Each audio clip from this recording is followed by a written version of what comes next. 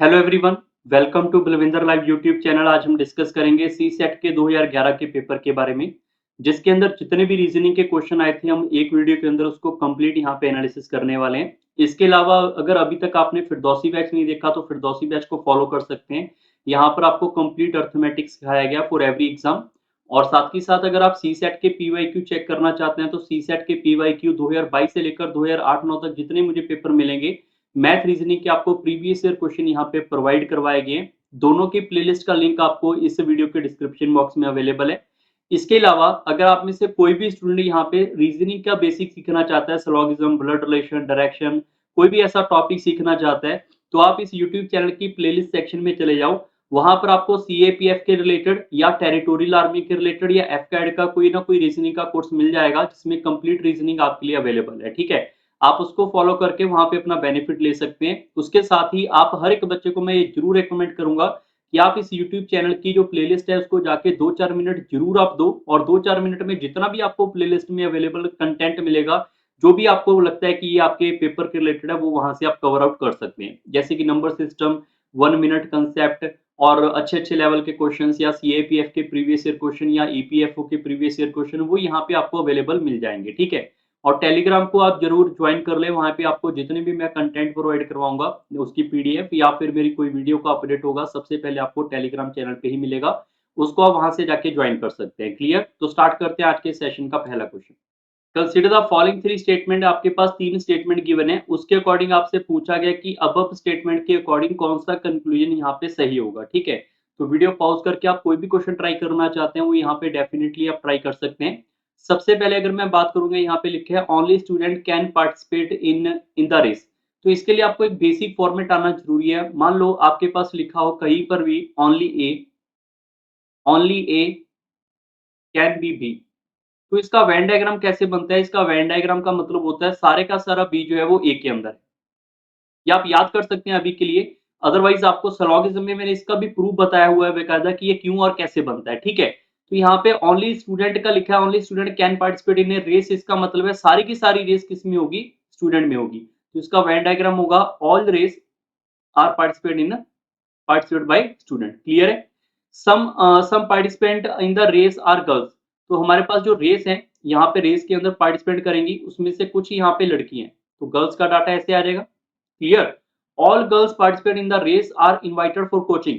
मतलब सारी की सारी जो लड़कियां होंगी वो यहाँ पे कहाँ पे आ रही हैं? कोचिंग के अंदर इनवाइट हो रही हैं, तो यहाँ पे आप कोचिंग डाटा बना सकते हैं। क्लियर हो गया सबको वेन डायग्राम?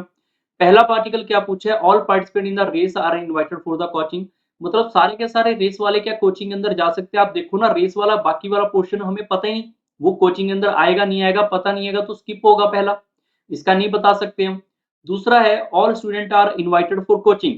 सारे के सारे स्टूडेंट का तो फिर से नहीं पता, कोचिंग वाला डाटा कहाँ पे है, स्टूडेंट कहाँ पे है, तो ये भी नहीं होगा। आगे आपके पास है all participate in a race are student. मतलब सारे के सारे जो रेस वाले हैं वो स्टूडेंट है। ये तो हमने पहली स्टेटमेंट से आपको बता दिया था कि अगर इसका मतलब पता है तो आपको सीधा आंसर आएगा कि ये थर्ड वाला आपके पास ट्रू है। सारे के सारे रेस वाले जो होंगे, सारे के सारे रेस वाला डाटा होगा वो आपका स्टूडेंट के अंदर आएगा। Clear? Third is the right answer. Question number second के ऊपर चलते हैं। सेकंड क्वेश्चन भी काफी अच्छा है, वीडियो पॉज करके आप ट्राई करना चाहते हैं कर सकते हैं। यहाँ पे सेकंड क्वेश्चन के अंदर आपके पास लिखा है कि फोर स्टेटमेंट है, फोर स्टेटमेंट के अकॉर्डिंग यहाँ तो दोनों की दोनों हमारे पास सही नहीं होनी चाहिए, या फिर दोनों की दोनों कैन भी मतलब फॉल्स हो सकती हैं। ठीक है, तो आप एक बार वीडियो पॉज करके आप ट्राई करना चाहते हैं कर सकते हैं। सबसे पहले आपको वेन डायग्राम आना जरूरी है इसके लिए। अगर मैं पहली स्टेटमेंट का वेन डायग्राम बनाऊंगा, लिखा हुआ है ऑल ए आर सी, मतलब सारे का सारा जो ए का पार्ट है वो कहाँ पे आएगा? सी के अंदर आएगा। फिर सेकंड स्टेटमेंट आपके पास है सम ए आर नॉट सी, मतलब ए का यहाँ पे कुछ डाटा हमारे पास सी में नहीं जाएगा, तो डायग्राम कुछ ऐसी बनती है। अगर मैं थर्ड डाटा की बात करूंगा, थर्ड डाटा है हमारे पास यहाँ पे ऑल ए आर नॉट सी, मतलब ए का यहाँ पे कोई भी डाटा हमारे पास सी के अंदर नहीं जाएगा। एंड लास्ट आपके पास फोर्थ स्टेटमेंट क्या है? सम ए आर सी, मतलब जो हमारे पास यहाँ पे ए का कुछ डाटा होगा वो सी के अंदर चला जाएगा। क्लियर? तो अगर आपसे पूछा जाएगा फॉल्स बतानी है, तो आप यहाँ पे पहले ऑप्शन में चले जाएंगे 1 एंड 3 के ऊपर। तो उसने लिखा है सारे का सारा जो ए है वो सी के अंदर है, ये तो ठीक है, सारे का सारा ए का पार्ट सी के अंदर है। पर थर्ड स्टेटमेंट आपके पास है ए का डाटा कोई भी सी के अंदर नहीं है, तो आप खुद बताओ ये दोनों की दोनों आपस में कॉन्ट्राडिक्ट करेगी, इसका मतलब दोनों फॉल्स हो जाएंगी। तो बिल्कुल आपका पहला ही ऑप्शन यहाँ पे सही होगा। क्वेश्चन नंबर थर्ड के ऊपर चलते हैं। ये फिर से आपका सिमिलर टाइप का क्वेश्चन है, सीधा ही मैं स्टेटमेंट का वेन डायग्राम बना रहा हूँ, बाकी अगर आप ट्राई करना चाहते हैं वीडियो पॉज़ करके कर सकते हैं। सबसे पहला अगर मैं यहाँ पे वेन डायग्राम बनाऊँगा, all train are run by diesel engine, मतलब ऑल ट्रेन सारी की सारी यहाँ पे जो ट्रेन होंगी, सारी की सारी ट्रेन जो होंगी, वो सारी की सारी यहाँ पे डीज़ल इंजन के अंदर आ जाएँगी, ठीक है? दूसरा आपके पास क्या लिखा हुआ है, some train are run by diesel engine, मतलब यहाँ पे जो हमारे पास कुछ ट्रेन है वो यहाँ पे डीज़ल इंजन के थ्रू रन करेंगी। थर्ड आपके पास लिखा हुआ है no train is run by diesel engine, मतलब कोई भी ट्रेन हमारे पास डीजल के साथ उसका कोई कॉन्ट्राडिक्ट नहीं होगा। फोर्थ आपके पास है some train are not run by, मतलब यहाँ पे कुछ ट्रेन का पार्ट डीजल के अंदर नहीं आएगा। ये फिर से वही क्वेश्चन जो अभी हमने किया था, बस वैल्यू अलग कर दी इन्होंने। इसका आंसर भी क्या हो जाएगा, वन एंड थर्ड हो जाएगा, जो अभी हमने डिस्कस किया था। तो करेक्ट आंसर आपका सीधा सीधा दिख रहा है यहाँ पे। बाकी आप one two and three, one and four को भी चेकआउट कर सकते हैं। क्वेश्चन नंबर फोर के ऊपर चलते हैं। 4 नंबर क्वेश्चन आपके पास यहाँ पे ऐसे डब्बे में ऐसे कुछ गिवन होता है आपके पास कि यहाँ पे मिसिंग नंबर फाइंड करना है। जैसे ये वाला डब्बा आपके पास अलग है, तो वीडियो पॉज़ करके आप ट्राई करना चाहो कर सकते हो। सबसे पहले अगर मैं यहाँ पे बात करूँ तो ये आपको दिख रहा है यहाँ पे मल्टीपल ऑफ 40 है, तो यहाँ पे देखो मल्टीपल ऑफ 40 आ गया, बात तो क्लियर होगी यहाँ पे। अगर यहाँ पर दिख रहा है मल्टीपल 12 है, तो मल्टीपल 12 दिख रहा है यहाँ पे सीधा। इसका मतलब है कि अगर मैं इसका मल्टीपल ढूँढ लूँ, जो कि मल्टीपल आपको 3 दिख रहा है, तो यहाँ पे भी इसका मल्टीपल क्या होगा, 3 होगा। तो इसका मतलब ये इस क्वेश्चन का सही उत्तर है 9, ये इस क्वेश्चन का सही आंसर है। क्वेश्चन नंबर 5 के ऊपर चलते हैं। Consider the following figure and answer that item, इसमें आपने बताना है कि इसके अंदर ट्रायंगल कितनी है। देखो ये आपका एक पेट क्वेश्चन है, बार-बार पेपर के अंदर आ चुका है। ये सेम क्वेश्चन आपके एसएससी में भी पूछे जा चुके हैं, ऐसे वाले क्वेश्चन। बाकी अगर आपने काउंटिंग ऑफ फिगर के शॉर्टकट चेक करने हैं सारे के सारे, तो आप यूट्यूब पे सर्च कर सकते हैं counting of figures by Balvinder live. आपको उसकी यूट्यूब के ऊपर एक वीडियो मिलेगी जिसमें ट्रायंगल के शॉर्टकट, स्क्वायर रेक्टेंगल के शॉर्टकट सारे पढ़ाए गए हैं, ठीक है। इसका भी शॉर्टकट है, बट वो शॉर्टकट तब है जब ये पूरा का पूरा ऐसे डब्बा यहाँ पे ऐसे मैच होता है तब। क्लियर है? सो अभी के लिए यहाँ पर ऐसा कोई डब्बा मैच नहीं हो रहा है, तो अगर डब्बा मैच नहीं हो रहा तो नीचे वाले सिंबल को भूल जाओ। नीचे वाले सिंबल को भूल जाओगे तो ये डब्बा आपके पास वही है जहाँ पर 1, 2 और 3 है। हम इसको यहाँ पे लाइन वाइज चेक कर लेते हैं। मैं रिपीट कर देता हूँ, अगर हम इसको इग्नोर करेंगे तो यहाँ पर ये 1 होगा, ये हमारे पास 2 होगा, ये मेरे पास 3 होगा। जब मेरे पास यहाँ पे 3 तक नंबरिंग होती है तो इसमें टोटल आपके पास ट्रायंगल 13 काउंट होती है, आप इसको याद कर सकते हैं। क्लियर? सर अगर 4 होंगी, 5 होंगी, उसके लिए आप एक बार यूट्यूब वाली जो मैंने वीडियो बोला है वहाँ पे जाके चेकआउट कर सकते हैं। 13 तो ट्रायंगल आपको काउंट नहीं करनी, ये आप यहाँ पर आपकी फिक्स है। इस ट्रायंगल के अंदर ये बड़े वाले ट्रायंगल भी इंक्लूड है, ये वाली ट्रायंगल भी इंक्लूड है, ये वाली ट्रायंगल भी, सारे ट्रायंगल इंक्लूड है। बट 13 के अलावा क्या होगा, 13 के अलावा भी आपके पास ट्रायंगल बनेगी। जैसे ये वाली ट्रायंगल हमने अभी काउंट नहीं की, तो एक ट्रायंगल ये होगी, दूसरी ट्रायंगल ये होगी, तीसरी ट्रायंगल ये होगी। तो 13 और 3 कितने हो जाएंगे मेरे पास, 16। क्लियर? उसके अलावा आपके पास एक ट्रायंगल ये होगी, दूसरी ट्रायंगल ये होगी, 2 ट्रायंगल और ऐड हो जाएंगी तो आंसर आ जाएगा 18। 18 के अलावा एक ट्रायंगल ये छोटी, दूसरी ये छोटी, तीसरी ये छोटी, 3 और ऐड हो जाएंगी तो आंसर हो जाएगा 21। 21 के अलावा एक आपके पास ट्रायंगल और वाली ऐड हो जाएगी यहाँ पर, एक बड़े वाली, तो आंसर हो जाएगा 22। 22 नहीं, इसमें एक और ट्रायंगल ऐड हो जाएगी। अगर आप चेक करोगे ध्यान से तो हमने यहाँ पे एक ट्रायंगल यहाँ पे ये वाली मिस कर दी है, ठीक है? उल्टी वाली मिस कर दी थी, तो आंसर आ जाएगा आपके पास 22 तो पहले हो गया था, तो आंसर हो जाएगा 23। तो 23 इस क्वेश्चन का सही उत्तर है। क्लियर? क्वेश्चन नंबर नेक्स्ट के ऊपर चलते हैं, 6 के ऊपर। Consider the following figure and answer that item below. इसमें पूछा गया मिनिमम कलर हम यहाँ पे कितने फाइंड कर सकते हैं फिगर के अंदर, above such that no two adjacent region have the same colour. Same colour यहाँ पे फिल नहीं कर सकते। क्लियर? सो सबसे पहले अगर मैं यहाँ पे फिल कर दूंगा तो उसने देखो मिनिमम कलर पूछा है, तो हमें मैक्सिमम पॉसिबिलिटी के ऊपर नहीं जाना, हमने सबका सबसे कम जाना है। यहाँ पे रेड हो जाएगा तो एक नंबर छोड़ के रेड कर सकते हैं हम, क्योंकि एक साथ नहीं आएंगे। तो ये वाले कलर फिल हो गए, ये फंडा क्लियर है। यहाँ पर ये आप सब बच्चों को क्लियर हो गया। दूसरा है, अगर मैं यहाँ पे रेड फिल कर दूँगा तो भी कोई दिक्कत नहीं है। यहाँ पे फिल कर देंगे रेड तो भी कोई दिक्कत नहीं है। फिर अगर मैं यहाँ पे रेड फिल कर दूँगा तो भी कोई दिक्कत नहीं है। क्लियर? इसके अलावा इसके अलावा अगर मैं चेक करूँगा तो यहाँ पे आप एक दूसरा कलर फिल कर सकते हैं, ये वाला, ताकि एडजस्टेंट वाले अलग-अलग हो जाएँगे। और यहाँ पे भी आप एक अलग फिल कर सकते हैं। 2 कलर हो गए। बट इसके अलावा आप देखोगे ऑप्शन में तो 2 है ही नहीं, ऑप्शन में 3 है। क्यों 3 है? क्योंकि आपको 3 कलर चाहिए होंगे। आप यहाँ वाले को अगर सेम फिल कर देंगे तो सेम फिल नहीं करना ना, एडजेसेंट वाला साथ-साथ अलग हो जाएँगे। तो ये आपको थर्ड पोर्शन यहाँ पे फिल करना था, तो आपका मिनिमम आंसर क्या आएगा इसका? Third. Correct answer is option number A. Question number 7 के ऊपर चलते हैं। 7 नंबर क्वेश्चन काफ़ी अच्छा क्वेश्चन है, डायरेक्शन बेस्ड है। सारे बच्चे वीडियो पॉज़ करके अगर ट्राई करना चाहते हैं वो कर सकते हैं। इस क्वेश्चन के अंदर खास बात ये है कि आपको एक बार स्टेटमेंट समझनी पड़ेगी, उसके बाद आप आंसर कर पाओगे। North, south and west, east ये होता है, तो इसको आप सारे बच्चे याद रखना, ठीक है? सबसे पहले लिखा हुआ है कि A B face to each other and on on a road going to north and south, मतलब हमारे पास यहाँ पे नॉर्थ एंड साउथ का समझ आ गया ना ये वाला पॉइंट। तो मतलब जो रोड है वो आपके पास नॉर्थ एंड साउथ में जा रहा है और ए और बी यहाँ पे इसके लेफ्ट राइट होंगे। लिखा हुआ है a being on the western side, western side का मतलब ए इस साइड है, तो मतलब यहाँ पर जो ए है वो यहाँ पर होगा और बी यहाँ पर होगा, इसका फेस इधर को होगा, इसका फेस इधर को होगा। क्लियर है? सो आगे क्या लिखा हुआ है, ए बाहर आया अपने घर से और उसने यहाँ पे लेफ्ट टर्न लिया है। मतलब अगर ए घर से यहाँ पे बाहर आएगा तो लेफ्ट टर्न लेगा, तो आप सारे बच्चे बताओ वो ऊपर को जाएगा, ऊपर को जाएगा 5 किलोमीटर, उसके बाद राइट टर्न ले लेगा। मतलब यहाँ पर वो ऊपर को आया, ऊपर को आने के बाद 5 किलोमीटर उसने यहाँ पे राइट टर्न लिया, तो राइट इधर को हो जाएगा। फिर वो 5 किलोमीटर यहाँ पे चल पड़ा, उसके बाद into the front of the D house, मतलब यहाँ पे डी के फ्रंट हाउस पे आ गया। B exactly the same and reach the front of A C house, but B is coming to the left of A B.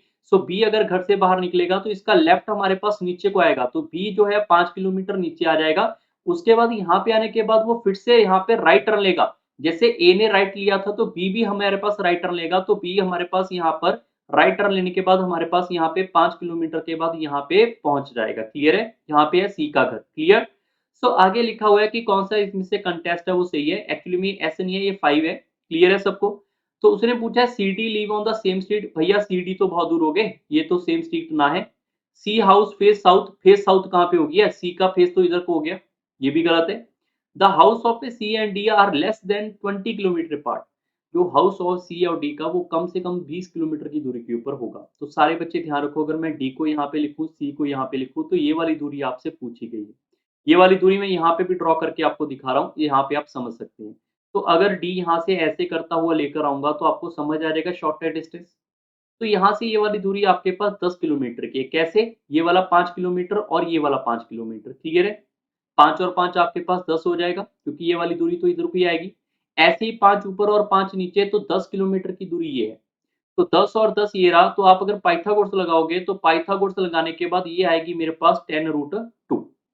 10√2 आएगा Pythagoras लगाने के बाद, क्योंकि हमेशा 90 डिग्री होगा, और √2 का मल्टीप्लाई करेंगे 1.7, तो आंसर आपका सारा 18 किलोमीटर के आसपास आएगा, जो कि 20 किलोमीटर से कम है। इसका मतलब सी आपके इस क्वेश्चन का सही उत्तर है। एक बार आप खुद इस वीडियो को इस क्वेश्चन को ट्राई करोगे तो आपको ज्यादा समझ आएगा। क्वेश्चन नंबर 8 के ऊपर चलते हैं।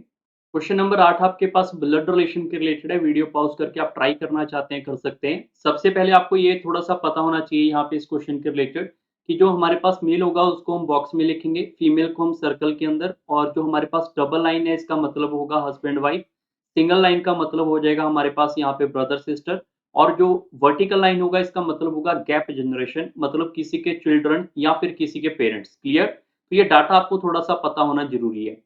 सबसे पहले आप इस क्वेश्चन को वीडियो को पॉज, क्वेश्चन वीडियो चल रही है इसको आप पॉज करके ट्राई कर सकते हैं, और क्वेश्चन को जरूर ट्राई करें ताकि आपको पता चले इस तरीके का क्वेश्चन आएगा तो आप कैसे कैसे टैकल कर सकते हैं। ठीक है? सबसे पहले there are the two father, two son, two wife, 3 male and 2 female. The teacher was the wife of the lawyer who was the son of the doctor. तो मतलब यहाँ पे कोई डॉक्टर होगा, यहाँ पे कोई डॉक्टर होगा, उसका यहाँ पे एक सन है, सन का जो है वो यहाँ पे लॉयर है। सन से पता चल गया हमारे पास मेल होगा। क्लियर? और ये लॉयर है जिसकी शादी हो रखी है उसकी वाइफ से, और वाइफ क्या करती है वहां पे? टीचिंग। तो यहाँ पर ये पूरा पोर्शन क्या आ जाएगा? टीचर का आ जाएगा। क्लियर है सबको? अब जो हम आगे बढ़ेंगे तो टीचर के साथ उसने लिखा है 2 फादर और 2 सन। आप सभी बच्चे सोच के देखो, अगर हमारे पास यहाँ पे पेरेंट्स है उसके कोई ना कोई चाइल्ड होगा, पहला चाइल्ड जो हमारे पास यहाँ पे फिर से पेरेंट्स बनेगा, फिर उसका कोई चाइल्ड होगा। तो मतलब ये हो गया कि 2 मैरिड कपल होंगे, और ये 2 मैरिड कपल आप यहाँ से भी चेक कर सकते हैं, 2 वाइफ। बात समझ आ रही है सबको? मतलब दोनों की दोनों वाइफ जो होंगी वो यहाँ पे हमारे पास जिनकी शादी हो रखी है, मतलब जो मेल होगा वो एक हमें मेल ऐसा रखना पड़ेगा जो कि अनमैरिड होगा। क्लियर है? ये चीजें आपको खुद ही अंडरस्टैंड करनी पड़ेंगी। आगे लिखा हुआ है आपके पास ई जो है वो मेल, यहाँ पे E is not a male. E अगर मेल नहीं है तो वो लायर भी नहीं होगा, और यहाँ पे टीचर में आएगा या नहीं आएगा चेक कर लेंगे। E is not a male, E अगर मेल नहीं है तो ई हमारे पास यहाँ पे फीमेल वाला पार्ट आएगा। आगे लिखा है neither also a wife of a professional, मतलब यहाँ पे लॉयर था तो लॉयर इज ए प्रोफेशनल, उसकी वाइफ नहीं है, तो मतलब यहाँ पे टीचर के पास यहाँ पर ई नहीं आएगा। क्लियर है? भाई आप सारे बच्चे सोच के देखो, टीचर के पास ई नहीं आएगा तो जो दूसरा मैरिड कपल था उसके पास ई जाएगा या नहीं जाएगा? तो डॉक्टर की शादी यहाँ पर ई के साथ हो रखी होगी, ये तो आप सारे बच्चे समझ रहे हो। अगर डॉक्टर की शादी अगर आप ई से करवाओगे तो भाई डॉक्टर तो एक प्रोफेशन हो गया, तो प्रोफेशनल के पास वाइफ तो ई नहीं बनेगी, तो डॉक्टर की शादी यहाँ पर ई से नहीं होगी, एक्चुअली में डॉक्टर ही आपको ई का यहाँ पे रखना पड़ेगा, तो इसका स्टेटमेंट सही बैठेगा। क्लियर? फिर से आगे चलते हैं। C is the youngest person in the family, D is the eldest. D सबसे बड़ा होगा, तो डी यहीं पे आएगा क्योंकि इसके चाइल्ड तो यहाँ पे बनाने हैं, जैसे मैंने समझाया था स्टार्टिंग में। तो डी की शादी को आप यहाँ पे ई से बनाओगे और डी इज ए मेल, क्योंकि ई फीमेल है तो डी आपके पास मेल आएगा और इसके पास कोई प्रोफेशन नहीं है, ये यहाँ पे लिखा हुआ है। Clear? C is the youngest person, तो सी इनका यहाँ पे यंगेस्ट पर्सन होगा। अब यहाँ पे देखो दो फीमेल होगी तो सी डेफिनेटली यहाँ पे आएगा और ये आपके पास मेल होगा। क्यों? क्योंकि दो फीमेल होगी, बाकी सारे मेल है तीनों, बाकी सारे के सारे मेल है। आगे लिखा हुआ है हमारे पास बी इज ए मेल, तो बी अगर मेल है तो बी यहाँ पे होगा और बी की शादी किससे हो जाएगी? ए के साथ, क्योंकि ए ही बचा था हमारे पास। How is D related to E, मतलब ई अगर डी को आवाज मारेगा तो क्या बोलेगा? ई अगर यहाँ पे डी को आवाज मारेगा तो उसको हस्बैंड बोलेगा, तो इसका मतलब ऑप्शन नंबर ए सही है। क्वेश्चन नंबर 9 के ऊपर चलते हैं। Who are the female in that group, तो फीमेल कौन कौन सी थी यहाँ पे? एक तो ई है और एक ए है, तो ए एंड ई, तो A and E option number third आपका सही है। क्वेश्चन नंबर 10 के ऊपर चलते हैं। Whose wife is a teacher, तो यहाँ पे उसने लिखा है टीचर जो है वो किसकी वाइफ है? टीचर जो है वो बी की वाइफ है, लॉयर की वाइफ थी, तो इसका मतलब करेक्ट आंसर क्या आएगा? इसका option number D. Question number 11 के ऊपर चलते हैं। In a queue, Mr. X is 14 from the front and Mr. Y is 17 from the end, while Z is exactly in between X and Y. If X is ahead of Mr. Y and there are 48 person in a line, how many person are there between X and Z? तो काफी अच्छा question है, video pause करके आप try कर सकते हैं। सबसे पहले ये लिखना होगा जो X है वो 14 फ्रॉम दी फ्रंट है, फ्रंट वाले को हम इधर लिख लेते हैं। फ्रंट वाले को आप ऐसे ऊपर से भी लिख सकते हैं, ये फ्रंट है, यहाँ पर ये एंड वाला पॉइंट है, ऐसे भी लिख सकते हैं। मैं फ्रंट वाले को यहाँ पे मान लेता हूँ, एंड वाले को यहाँ पे, और ये हमारे पास कोई लाइन है। ठीक है? जो x है वो 14 फ्रॉम दी फ्रंट है, मतलब x जो है यहाँ पे बैठा हुआ है और जो इधर से 14th नंबर पे है। y हमारे पास 17th नंबर के है, ऊपर एंड पे बैठा हुआ है, तो यहाँ से 17 नंबर के ऊपर y हम यहाँ पे बिठा लेते हैं कहीं ना कहीं। क्लियर? z एग्जैक्टली इन दोनों के कहीं ना कहीं बीच में बैठा हुआ है। लिखा हुआ है जो x है हेड ऑफ ए y है, तो जो x हमारे पास है वो हेड ऑफ ए y होगा, तो टोटल पर्सन हमारे पास यहाँ पे 48 है। अगर आप सारे बच्चे समझे हो तो यहाँ पे टोटल पर्सन 48 है, जिसमें से 14 ये हो गए और 17 ये हो गए। 14 और 17 को ऐड करोगे तो हमारे पास 31 आएगा। 31 को आप माइनस करोगे तो बीच में 17 पर्सन बैठे होंगे। अगर बीच में 17 पर्सन बैठे होंगे तो ये वाला जो हमारे पास जेड होगा, जेड बिल्कुल उनके बीच में है। अगर जेड उनके बीच में होगा तो ये यहाँ से 8 पर्सन इधर होंगे, 8 पर्सन इधर होंगे और 1 पर्सन ये खुद होगा, तभी 17 बनेंगे। और उसने लिखा है how many person are there between X and Z, तो एक्स और जेड के बीच में कितने पर्सन है? 8, तो ये इस क्वेश्चन का सही उत्तर होगा option number third. I hope आपको आज के सेशन समझ आए होंगे। तो इसके अंदर सिर्फ 11 ही क्वेश्चन थे, हमने प्रॉपर्ली डिस्कस किए। बाकी आने वाले टाइम के अंदर और भी हम यहाँ पे पीवाईक्यू आपको सी सेट के रिलेशन में देते रहेंगे। तब तक के लिए आप इस यूट्यूब चैनल को ज्वाइन कर सकते हैं और अपने फ्रेंड सर्कल से शेयर कर सकते हैं। So bye bye, take care and thank you everyone.